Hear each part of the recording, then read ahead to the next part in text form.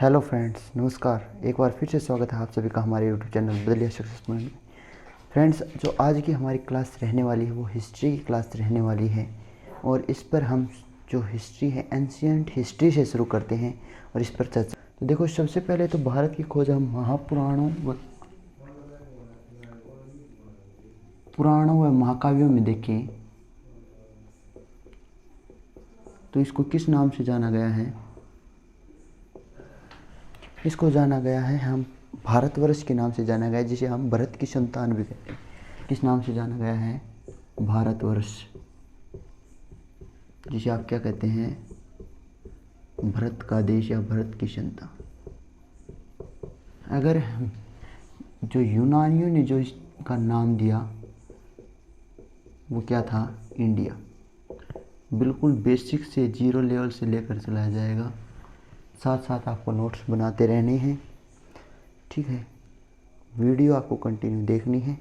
इस चैनल पर आपको इंग्लिश, जीके और करंट अफेयर्स की वीडियो प्रोवाइड करवाई जाती हैं, तो इसके लिए आप हमारे चैनल को सब्सक्राइब कीजिए, वीडियो को लाइक कीजिए। और जो मध्यकालीन में जो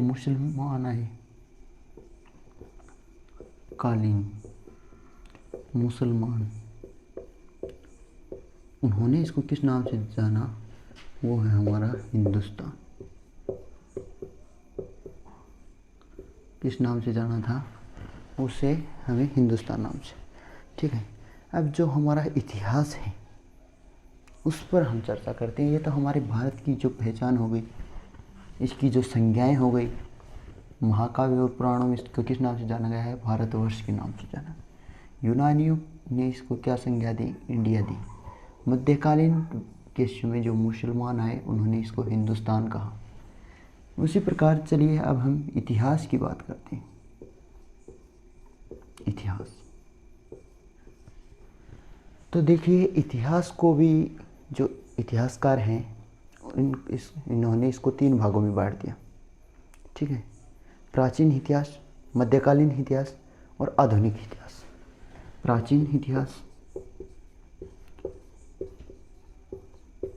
प्राचीन इतिहास, मध्यकालीन और आधुनिक।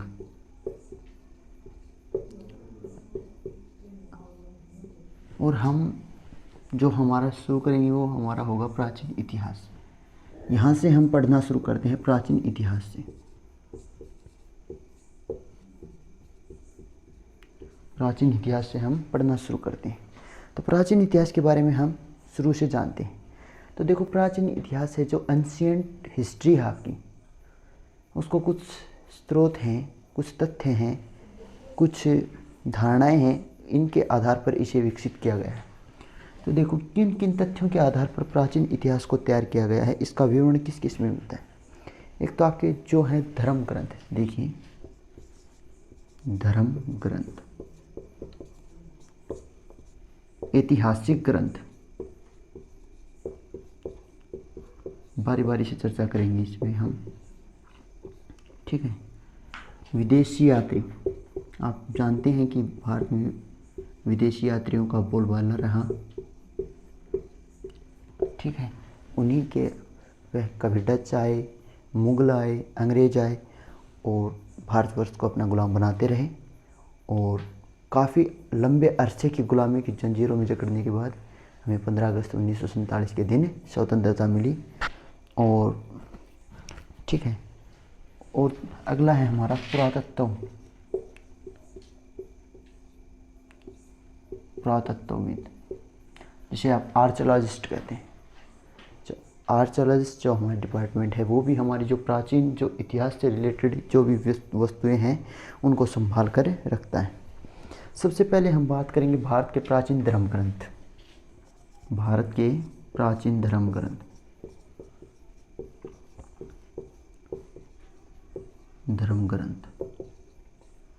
देखो भारत के प्राचीन धर्म ग्रंथ। भारत के प्राचीन धर्म ग्रंथों के आधार पर हम क्या कह सकते हैं कि भारत में उस समय क्या था। तो सबसे जो प्राचीन धर्म ग्रंथ है भारत का वो है आपका वेद, दैट इज वेद। अब हम वेद के बारे में थोड़ा पढ़ते हैं। तो सबसे भारत का सबसे प्राचीन धर्म ग्रंथ वो क्या है? वेद। क्या है? वेद। अब वेद आपने पहले कभी पढ़ा भी होगा, नहीं भी पढ़ा हो तो कोई दिक्कत की बात नहीं है।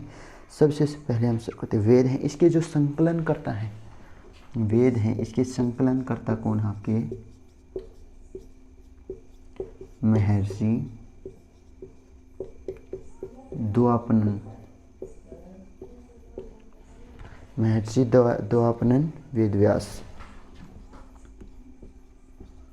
महर्षि द्वापनन वेदव्यास इसके कौन है? संकलन करता है। ठीक है, इसके कौन संकलन करता है? महर्षि द्वापनन वेदव्यास।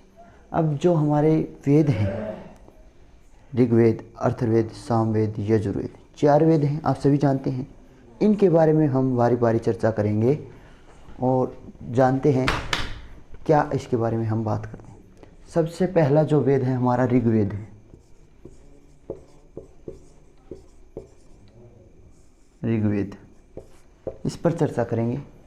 ऋग्वेद को जो आपके इसे ऋग्वेद कहा गया है और ऋचाओं को, क्रमबद्ध ज्ञान को ऋग्वेद कहा गया। री ऋग्वेद की ऋचाओं के क्रमबद्ध ज्ञान को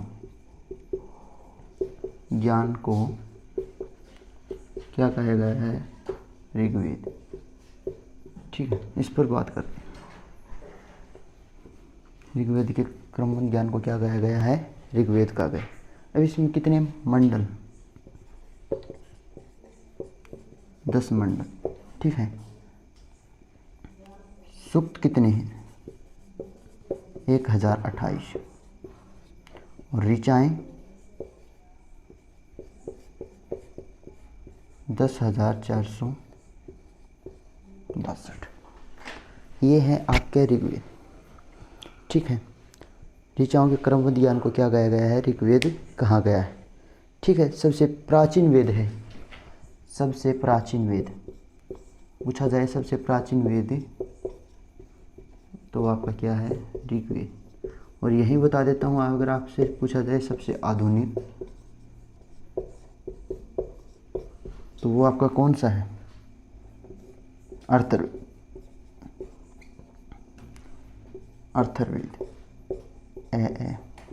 इससे आप याद कर सकते हैं। इसके भी शुरू में ए आ रहा है, इसके में भी ए।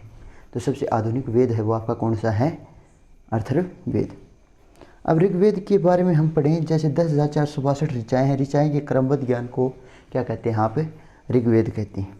ठीक है, अब इसमें जो गायत्री मंत्र है, मंडल पढ़ा था। गायत्री मंत्र का उल्लेख किस मंडल में मिलता है? आपके 3रे मंडल में। गायत्री मंत्र का उल्लेख किस मंडल में मिलता है?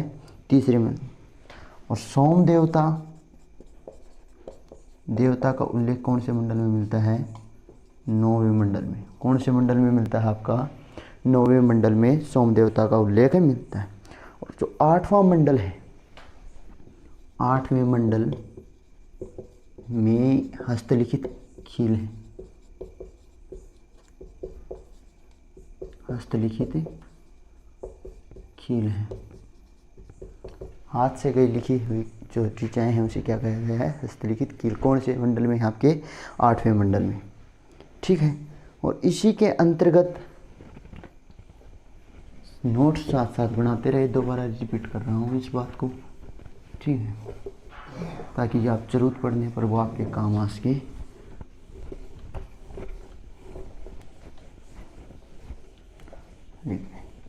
अब इसमें क्या है कि आपका वर्ण का भी जिक्र किया गया। वर्ण कितने हैं आपके? 4। क्षत्रिय, वैश्य, शूद्र, क्षत्रिय वर्ण, ठीक है, वैश्य वर्ण, शूद्र वर्ण, और एक आपका जो सर्वोच्च कहा गया है ब्राह्मण। क्या कहा गया है? ब्राह्मण। इसका इसमें उल्लेख किया गया है, क्षत्रिय, वैश्य, शूद्र, ब्राह्मण। और इनका जो विभाजन है वो इनकी कार्यशैली के आधार पर किया गया है। किसके आधार पर? कार्यशैली के आधार पर, सामाजिकता के आधार पर, सामाजिकता के आधार पर इसका क्या किया गया है, इसका विभाजन किया गया है। चलिए, सामाजिकता के आधार पर इसका विभाजन किया गया है। अगला जो वेद है हमारा यजुर्वेद, गद्य व पद्य दोनों में है, ठीक है। और जो इसमें क्या है आपका बलि से संबंधित नियम, बलि संबंधी नियम, ठीक है। और जो इसे पढ़ने वाला है, इसको पढ़ने वाला, उसे क्या कहा जाता है आपका उद्रान, ठीक है। यजुर्वेद सामवेद, संगीत का जनक इस वेद को कहा जाता है, संगीत का जनक इस वेद को कहा जाता है, ठीक है। सॉरी, इसके पढ़ने वाले को हम क्या कहते हैं, सामवेद के पढ़ने वाले को उद्रांत कहते हैं। सॉरी, इस चीज़ को नोटिस कीजिएगा, उद्रांत कहते हैं। और जो आपका यजुर्वेद है उसके पढ़ने वाले को आधुर्य कहते हैं। ये नाम लगभग सेम है, इसको आपका ध्यान रखना है, ठीक है। अगला जो आपका है अथर्ववेद, अंधविश्वास, जादू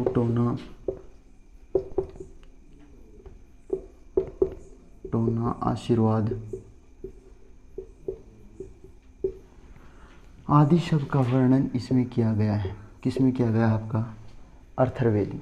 अथर्ववेद में स्वभाव क्या है, स्वभाव समिति हैं, वो किसकी पुत्रियां बताई गई हैं, प्रजापति, किसकी, प्रजापति की पुत्रियां बताई गई है, ठीक है। अथर्ववेद पर हम चर्चा करेंगे। और जो विवाह प्रेम है वो सब भी किसमें बताया गया आपके अथर्ववेद। अब देखो, वेदों को भली भांति समझने के लिए, इसमें एक बात पर चर्चा की गई है, इसको वेदांश कहा गया। वेदांश, वेदों को समझने के लिए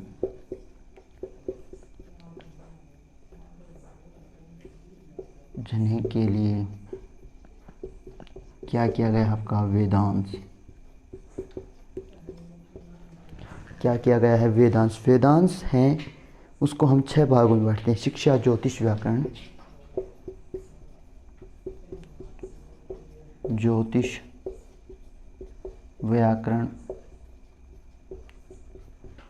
छंद, शिक्षा, ज्योतिष, व्याकरण, छंद, निरुक्ता और एक जो आपका आखिरी है वो है आपका कल्प। और जो वेदांश हैं ये मुख्य रूप से किसकी रचना, वेदांश में अब आपको ज़्यादा पढ़ने की कोई ज़रूरत नहीं। अगला आता है हमारा पुराण, कड़ी वाइज हम चल रहे हैं, ज़्यादा आपको देखो एंशिएंट हिस्ट्री है, इससे ज़्यादा क्वेश्चन नहीं पूछे जाते, लेकिन फिर भी कई बार जो आपके वेद वगैरह हैं, प्राचीन धार्मिक ग्रंथ हैं या कोई पुस्तक है, उसके जो रचयिता हैं वो आपसे पूछ लिए जाते हैं, ठीक है। अगला है हमारा पुराण। पुराण किसके द्वारा माना गया आपका लोम हर्ष और उसके पुत्र उग्रश्रेवा। लोम हर्ष, उसके पुत्र कौन है, उग्रश्रेवा, ठीक है। पुराण, इसकी संख्या कितनी बताई गई है आपको, 18। कितनी संख्या बताई गई है पुराणों की संख्या आपको, 18 संख्या बताई गई है पुराणों की, ठीक है। और जो सबसे प्रभावशाली जो पुराण है, प्रभावशाली, वो कौन सा है, मत्स्य पुराण। कौन सा पुराण है, मत्स्य पुराण। अब देखो, विष्णु पुराण, मत्स्य पुराण और वायु पुराण, इनमें जो आपके वंश हैं उनका भी जिक्र किया गया है। तो विष्णु पुराण में किसका जिक्र किया गया है? विष्णु, मत्स्य और वायु। ठीक है, विष्णु, मत्स्य और वायु। विष्णु में किसका? मौर्य वंश का। मत्स्य में आंध्र सातवाहन और वायु में किसका जिक्र किया गया है? आपका गुप्त वंश का। किसका? गुप्त वंश। देखो इसमें भी मात्रा है, इसमें भी मात्रा है, इससे आप ध्यान रख सकते हैं। वायु जो पुराण है इसमें किसका जिक्र किया गया है? आपका गुप्त वंश का जिक्र किया गया है। चलिए आगे जानते हैं। नोट्स साथ साथ बनाते रहिए, चैनल को सब्सक्राइब करो, वीडियो को लाइक करो। उसी प्रकार जो हमारी जो सबसे प्राचीन स्मृति है, सबसे प्राचीन स्मृति, वो आपकी है मनुस्मृति। सबसे प्राचीन स्मृति मनुस्मृति को माना गया है। ये भी आप स्टार लगाकर पॉइंट लिख सकते हैं। नोट्स आपको ज़रूर बनाने हैं। ठीक है, अगली जो पुस्तक है हीनयान, जिसमें महात्मा बुद्ध से संबंधित है, बुद्ध के बारे में बताया गया है। ठीक है, महात्मा बुद्ध के बारे में इसका जिक्र किया गया है। ठीक है, इसका जो हीनयान का जो ग्रंथ है, किसका ग्रंथ है? कथावस्तु ग्रंथ। किसका ग्रंथ है ये?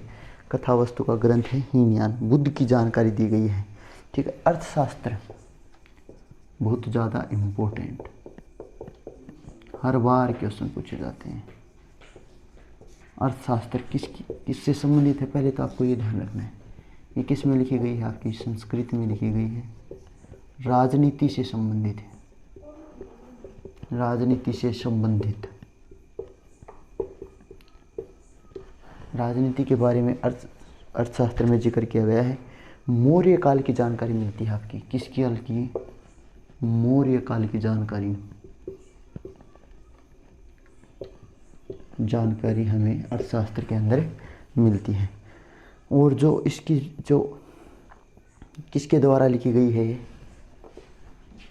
चाणक्य, विष्णुगुप्त। ठीक है, किसके द्वारा ये लिखी गई है? अगला है अष्टाध्यायी। ये जो प्राचीन पुस्तक है जिनके बारे में हमें हमारे इतिहास की जानकारी मिलती है, उनका जिक्र कर रहे हैं हम। अष्टाध्यायी, पाणिनि। ठीक है, राजतरंगिणी,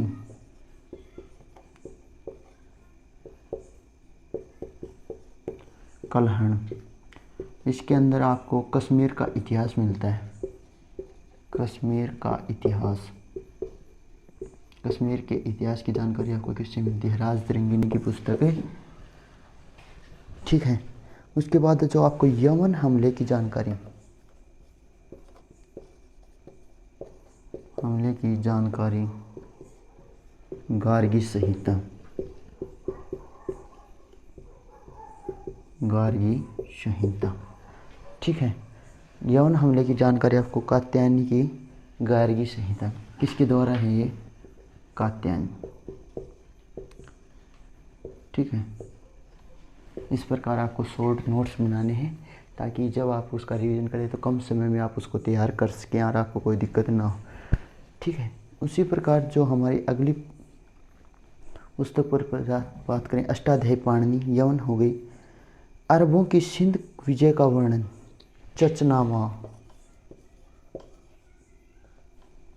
चचनामा किसका वर्णन किया गया है? अरबों की सिंध विजय का।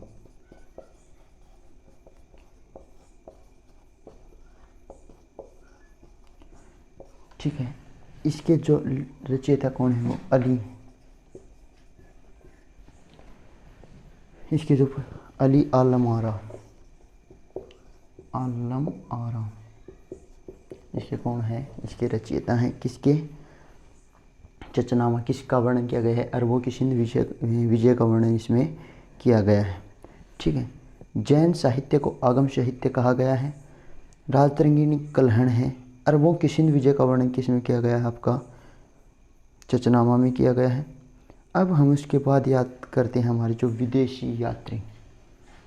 विदेशी जो यात्री आए थे उनसे हमें क्या जानकारियाँ उपलब्ध हुई थी हमारे इतिहास को समझने के लिए, क्योंकि किसी भी चीज़ की अगर इतिहास को जानना है तो उसकी रूपरेखा को समझना पड़ेगा।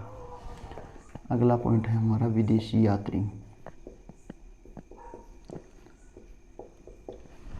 विदेशी यात्री बहुत सारे आए भारत में, यूनानी आए, डच आए, बहुत सारे आए। जो बहुत उस समय जो सम्राट आते थे, जो राजा महाराजा आते थे, वो भी अपने साथ क्या है कि कवि आदि को लेकर आते थे। ठीक है, तो उन्हीं की जो रचनाएं हैं उन्हीं के आधार पर हमें एक इतिहास का चरण भी मिलता है। विदेशी यात्री। टेथिस कौन था आपका? टेथिस था, वो कहाँ से आया था आपका? ईरान का राजवैद्य था। इसमें भी हमें भारत के इतिहास की इस अगला है आपका हिस्टोरिका। अगर आप इतिहास के विद्यार्थी हैं, इतिहास पढ़ते हैं, तो इस नाम को आप जानते हैं। सॉरी, हिस्टोरिका किसकी रचना है?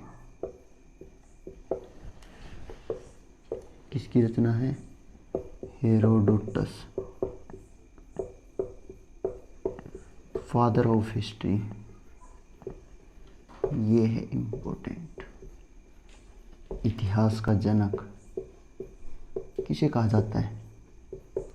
हेरोडोटस। ठीक है, इसमें क्या किसका वर्णन हमें मिलता है? हेरोडोटस के अंदर। हेरोडोटस के हमें भारत और फारस युद्ध का वर्णन मिलता है। भारत वर्सेस फारस युद्ध का वर्णन हमें किसके अंदर मिलता है? हमारे हेरोडोटस।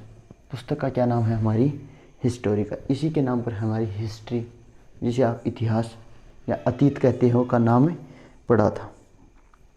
यह हो गया आपका। टॉलमी टॉलमी भारत का भूगोल नामक पुस्तक लिखी, भारत का भूगोल। ठीक है। प्लिनी, इसमें आपकी नेचुरल भूगोल है। ठीक है, इसका जिक्र किया गया है। इसके अंदर आपके जो भारत की जो नेचुरल, जो प्राकृतिक, जो उसके बारे में आपको बताया गया है। प्राकृतिक जो आपकी natural history, Pliny natural history कीजिए आप इसे। इसमें आपकी भारत की जो वेरी वेरी इम्पोर्टेंट है प्लिनी नेचुरल हिस्ट्री। इसमें आपकी भारत का जो सामाजिक जो व्यवस्था है, ठीक है, उस समय उसका जिक्र किया गया है इसके अंदर। अगला जो पॉइंट है हमारा वो है टॉलमी फाहियान। वो वेरी वेरी इम्पोर्टेंट। फाहियान और एक ह्यूएंत्सांग बहुत ज़्यादा इम्पोर्टेंट है। ठीक है, फाहियान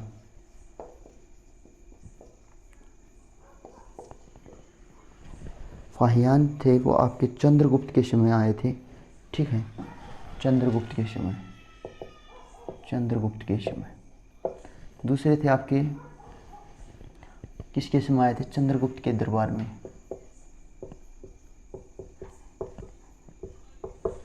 दरबार में, ठीक है। और इसने अपना भारत का जो मध्य प्रदेश राज्य है, एमपी का वर्णन किया, मध्य प्रदेश राज्य का वर्णन किया। ठीक है, अगला जो हमारा ह्यूएंत्सांग,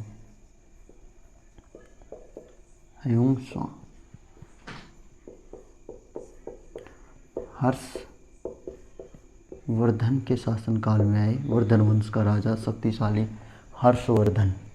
कौन से वंश का राजा है? हर्षवर्धन। ठीक है, इनकी जो पुस्तक है सीयू की,